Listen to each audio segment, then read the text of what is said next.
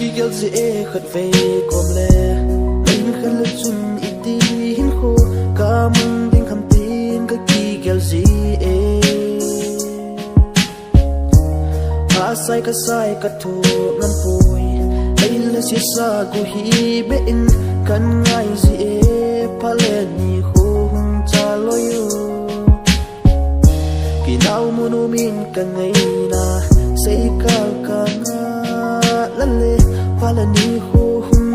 cha lo yo phale ni khu a cha bung ka ngai na zong a cha sing ni tin mel hui izat hung tam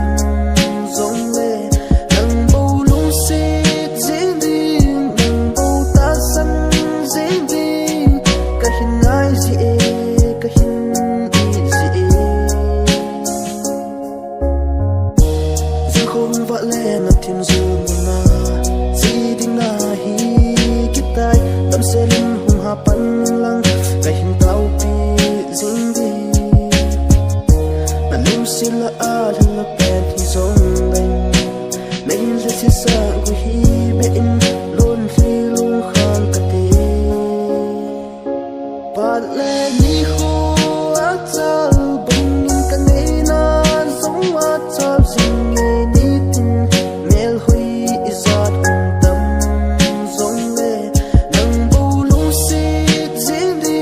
nang bo ta san zing di ka hin ngai zi e ka hin i zi e lung se lam sao wi zor sungin ki gin mon le ki hi sa ma tin khu mang poi hi te pan ki lung se hi hon se in tum paten dong zing hi te ki lung se na gui lung te